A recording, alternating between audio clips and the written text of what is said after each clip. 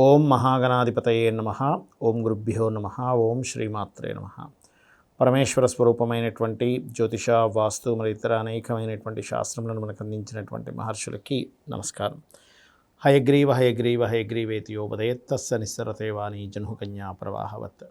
అరుణాం కరుణాతరంగితాక్షీం ధృతపాశాంకుశపుష్పబాణచాపాం అనిమాదిభిరావృతాం మయూకైః అహమిత్యేవ విభావయే భవానీం. శ్రీమాత్రే నమః. ప్రేక్షకులకి ఆ లలితాంబిక అమ్మవారి యొక్క అనుగ్రహం పరిపూర్ణంగా కలగాలని మనస్ఫూర్తిగా కోరుకుంటూ మనం ఈరోజు చెప్పుకోబోయేటువంటి పక్ష ఫలితాల్లో 16వ తేదీ నుంచి ఈ నెల ఎండింగ్ వరకు గ్రహస్థితి ఎలా ఉంది అని చూసుకున్నట్లయితే ప్రధానంగా ఇక్కడ మనకి 16వ తేదీ నుంచి ఈ రవి, కేతువు మరియు అదేవిధంగా బుధుడు, ఈ ముగ్గురు కూడా మనకి కన్యారాశిలో సంచరిస్తుంటారు. అయితే కన్యారాశిలోకి తర్వాత స్లోగా బుధుడు వస్తాడు. ఇక తులారాశిలో కనుక చూసుకున్నట్లయితే శుక్రుడు మారబోతున్నాడు, తులలోకి రాబోతున్నాడు. ఈ పక్షంలో మ్యాక్సిమం తులలోనే ఉంటాడు శుక్రుడు. కుంభరాశిలో వక్రించిన శని, మీనంలో రాహువు, అదేవిధంగా గురువు వృషభ రాశిలోని మిథునంలో కుజుడి యొక్క సంచారం జరుగుతుంది. ఈ యొక్క గ్రహస్థితిని అనుసరించి ద్వాదశ లగ్నాల వారికి, లగ్నం తెలియని వారి రాసుల వారికి ముఖ్యంగా ఏంటంటే ఈ యొక్క పక్ష ఫలితం చూసుకున్నట్లయితే 2 గ్రహణాల మధ్యన ఉంటుంది. అంటే మనకి గ్రహణం 18వ తేదీ వస్తుంది, చంద్రగ్రహణం. కాబట్టి 18వ తేదీ వచ్చే చంద్రగ్రహణం వల్ల కలిగే ఎఫెక్ట్ కానివ్వండి, మనకి అమావాస్యకి అంటే చంద్రగ్రహణం ఏర్పడిన 15 రోజులకు అమావాస్య వస్తుంది. అమావాస్య నాడు కలిగేటువంటి సూర్యగ్రహణ ప్రభావం కానివ్వండి, ఈ ద్వాదశ లగ్నాల వారికి ఎటువంటి ఫలితాలు ఇవ్వబోతున్నాయి, ఎటువంటి జాగ్రత్తలు తీసుకోవాలి, ఈ విషయాలు చెప్తుంది నేనైనప్పటికీ కూడా చెప్పిస్తుంది సాక్షాత్ లలిత అమ్మవారిగా భావిస్తూ ఈ యొక్క పక్ష ఫలితాల గురించి తెలుసుకుందాం ఒక్కొక్క లగ్న రాశిరీత్యా.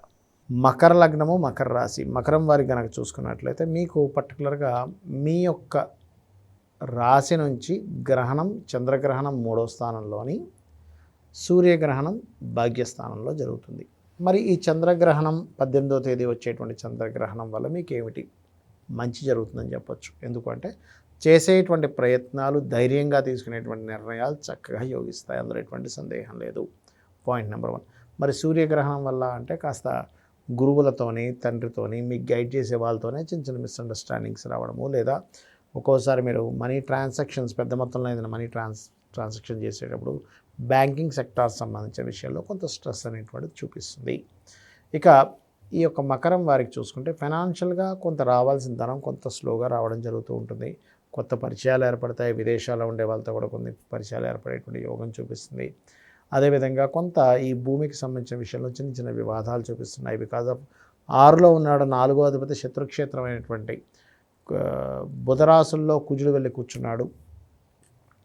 మరియు అదేవిధంగా మకరం వారికి ఓన్ హౌస్లో ఎప్పుడైతే శుక్రుడు ఉన్నాడో మీకు కొత్త ఉద్యోగం రావడమే కాకుండా మీ యొక్క జీవిత భాగస్వామి కూడా ఉద్యోగం కానీ, ఆభరణాలు కానీ, ఏదైనా స్థలం కానీ, వాహనం కానీ కొనుగోలు చేసేటువంటి యోగాన్ని ఇస్తుంది అక్కడ ఉండేటువంటి శుక్రుడు.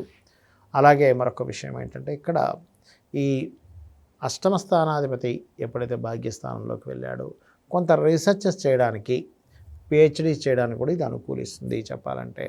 కాకపోతే ఏంటంటే కొన్ని పై అధికారులు పెట్టినటువంటి ఒత్తిడి వల్ల దశమంలో శుక్రుడు ఉన్నందుకు ఖచ్చితంగా మీరు చేసేటువంటి ఉద్యోగ ప్రయత్నాలు అవన్నీ కూడా సక్సెస్ అవుతాయి. కాకపోతే కొన్ని టార్గెట్స్ ఉంటాయి కొన్ని కంపెనీస్లో. ఆ టార్గెట్స్ రిలేటెడ్ సంబంధించినటువంటి విషయాల్లో మీరు ఏదైతే చూడండి, ఒక్కోసారి అవతల వాళ్ళు పెట్టేటువంటి ఒత్తిడి ఎక్కువ అవుతూ ఉంటుంది వర్క్లో. ఇటువంటివి కాస్త ఎక్కువగా చూపిస్తున్నాయి. ఇక మీరు చేయవలసినటువంటి దేవత ఆరాధన ఏమిటి అని చెప్పి చూసుకున్నట్లయితే మీరు సుబ్రహ్మణ్యేశ్వర స్వామి యొక్క ఆరాధన, దత్తాత్రేయుడిది ముఖ్యంగా దిగంబర శ్రీ పాదవల్లభ దిగంబర అనేటువంటి నామస్మరణ కనుక చేసుకున్నట్లయితే అన్ని విధాలా బాగుంటుంది. ఇక్కడ మనం గ్రహణాల గురించి మనం తెలుసుకున్నాము. గ్రహణాల యొక్క ప్రభావం 12 రాసుల మీద ఎలా ఉంటుంది ఈ యొక్క పక్ష ఫలితాలు అని చెప్పుకున్నాము. అయితే కొంతమందికి డేట్ ఆఫ్ బర్త్లు ఉండవు. ఇక్కడ వాళ్ళకి డేట్ ఆఫ్ బర్త్ రాయరు, వాళ్ళ రాశి ఏంటో తెలియదు, నక్షత్రం ఏంటో తెలియదు, లగ్నం ఏంటో తెలియదు. అలాంటి వారు ఏం చేయాలి? ముఖ్యంగా నవగ్రహాలలో గుర్తుపెట్టుకోండి, నవగ్రహాలలో మీరు రాహువు, కేతువు అయినటువంటి ఛాయాగ్రహాల దగ్గర, రవిచంద్ర అయినటువంటి ఆత్మ మనస్కారకుల గ్రహాల దగ్గర, మరియు కుజశని గ్రహాల దగ్గర దీపారాధన చేయండి. చేసినట్లయితే మీకున్నటువంటి సమస్త దోషములు తొలగి బాగుంటుంది. అదే కాకుండా మనకి ఈ మధ్యలో ఇదంతా మన మహాలయ పక్షాలు కూడా వస్తున్నాయి. ఈ సమయంలో ఎవరైతే పెద్దల కోసం మీరు స్వయం పాకం ఇవ్వడం జరుగుతుందో, తర్పణాలు వదులుతారో, పిండ ప్రదానాలు చేస్తారో, మీ గృహంలో కావచ్చు, లేనట్లయితే ఏదైనా నది ఒడ్డున కావచ్చు, సముద్రాల్లో కావచ్చు, క్షేత్రాల్లో కావచ్చు, దివ్యక్షేత్రాల్లో కావచ్చు, అక్కడ ఎవరైతే చేస్తారో ఇది ముఖ్యంగా పితృదోషాలు పోవడానికి ఈ పక్షం చాలా మంచిది. ఎందుకంటే మహాలయ పక్షాలు వచ్చాయి ఈ యొక్క పక్షంలో మనకి, అది ముఖ్యంగా గుర్తుపెట్టుకోండి. అలాగే మరి కొంతమందికి ఏంటంటే ఒక చిన్న చిన్న భయాలు, ఎలాగా ఏలినాటి శని వచ్చింది, అమ్మో ఏమైపోతుందో, అర్ధాష్టమ శని వచ్చింది ఏమైపోతుందో, అష్టమ శని వచ్చింది ఏమైపోతుందో, లేనట్లయితే ఈ కాలసర్పదోషం ఉందట అని అనుకుంటూ ఉంటారు. ఒకటే గుర్తుపెట్టుకోండి, కాలసర్పదోషం అనేటువంటిది జన్మజాతకానికి అప్లై చేయకూడదు. అది కాలానికి సంబంధించినటువంటి విషయాలు గుర్తుపెట్టుకోండి. అలాగే ఇప్పుడు చూడండి, మనకి కాలంలో ఇప్పుడు రాహుకేతువులు కాలానికి మోక్షానికి కారకులు. మీనరాశిలో రాహు సంచారం జరుగుతుంది కాబట్టి మనం 9-10 నెలల క్రితం ఈ జలరాశుల్లో ఉంది, జల ప్రళయాలు ఎక్కువగా వస్తాయని, అలాగే వస్తున్నాయి కూడా. అలా ఏంటంటే కాలంలో జరిగే అంశాల కోసం రాహుకేతువుని తీసుకొని చెప్తారు. జన్మజాతకానికి కాదు, ఇది మెయిన్గా గుర్తుపెట్టుకోండి. మీ జన్మజాతకంగా చూసుకోవాల్సింది ఏమిటంటే మీ లగ్నం ఏమిటి, లగ్న బలం ఎలా ఉంది, దానివల్ల మీ యొక్క స్ట్రెంత్ తెలుస్తుంది. అదేవిధంగా లగ్నంతో పాటు కుటుంబ స్థానం, ధనస్థానాలు ఎలా ఉన్నాయి, ధనం మీరు ఎందుకు సంపాదించలేకపోతున్నారు, ఏ మార్గంలో వెళ్తే సంపాదిస్తారు, మీరు చేసే ప్రయత్నం ఏ మార్గంలో మీరు ప్రయత్నం చేస్తే మీకు సక్సెస్ అవుతుంది. ఈ రకంగా ఒక భావం అని కాదు, మీరు నివసించేటువంటి గృహం 4వ స్థానాన్ని బట్టి, మీకు సంతాన అభివృద్ధి ఏం చేస్తే మీ సంతాన అభివృద్ధి అవుతుంది మీ పంచమ స్థానాన్ని బట్టి. అదేవిధంగా వివాహం కానివ్వండి, ఇన్వెస్ట్మెంట్స్ కానివ్వండి, ఉద్యోగం కానివ్వండి, వ్యాపారం కానివ్వండి. కొంతమందికి తెలియక ఉద్యోగ యోగం ఉంటే వ్యాపారం చేస్తుంటారు, వ్యాపార యోగం ఉంటే ఉద్యోగం కోసం ప్రయత్నం చేస్తుంటారు. అది సెట్ అవ్వవు.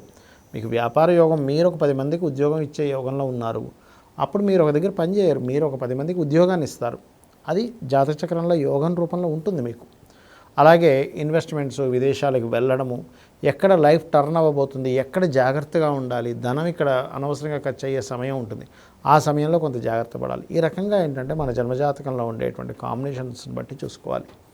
అంతేగాని ఇవన్నీ వదిలిపెట్టేసి ఏదో ఎల్నాడు శని నడుస్తుందండి, కాలసర్ప దోషం ఉందండి అని పట్టుకొని, నేను 140 చిల్లర జాతకాలు, అంటే దాదాపుగా 140 మంది జాతకాలు తీసుకొని, అవన్నీ కూడా విదేశాల్లో ఉండేటువంటి ప్రెసిడెంట్ల జాతకాలు, రకరకాల దేశాల్లో వాళ్ళందరికీ కాలసర్ప దోషం ఉంది. మరి కాలసర్ప దోషం ఉన్నటువంటి వారు ఎందుకు అంత గొప్ప స్టేజ్కి వెళ్ళారు అనేది ఒకసారి మీరు ఆలోచించాలి. ఆ రకంగా ఏంటంటే ఈ 2 గ్రహణాలు కూడా మనకి ఈసారి ఏర్పడి ఈ పక్షంలో వచ్చింది కాబట్టి ముఖ్యంగా ఇది ఒక అదృష్టంగా భావించండి. గ్రహణం అనేటువంటిది మనకి మహర్షి చెప్పింది ఒక యోగం కింద చెప్పాడు కాబట్టి ఆ యోగాన్ని ఎలా వినియోగించుకోవాలి. గ్రహణం మనకి పొద్దున్న 6:12 నుంచి 10:15 మధ్యలో ఉంటుంది. మీకు ఇష్టదేవత ఆరాధన చేసుకోవచ్చు. ఆ సమయంలో ఓం నమః శివాయ మంత్రం కానీ, లలితా సహస్రనామాలు చదువుకోవడం కానీ, ఓం నమో నారాయణాయ కానీ, లేనట్లయితే అప్పులు ఎక్కువగా ఉన్నటువంటి వారు ఓం అపర్ణాయే నమః అనే మంత్రం కానీ, లేనట్లయితే ఫైనాన్షియల్గా గ్రోత్ కావాలనుకునేటువంటి వారు ఓం సంపత్కరీ సమారూఢ సింధుర వ్రజ సేవితాయ నమః అనే మంత్రం కానీ, ఉద్యోగం లేనటువంటి వారు ఓం శ్రీమాతా శ్రీ మహారాజ్ని శ్రీమత్ సింహాసనేశ్వరి, లేనట్లయితే ఓం మాణిక్య మకుటాకార జానుద్వయ విరాజితాయ నమః అనేటువంటి మంత్రం కానీ చేస్తూ ఉండండి. ఖచ్చితంగా మీకు ఆ భగవత్ అనుగ్రహం ఈ గ్రహణ సమయంలో మీరు చేసేటువంటి మంత్రం 1కి 1000 సార్లు ఫలితం ఇస్తుంది.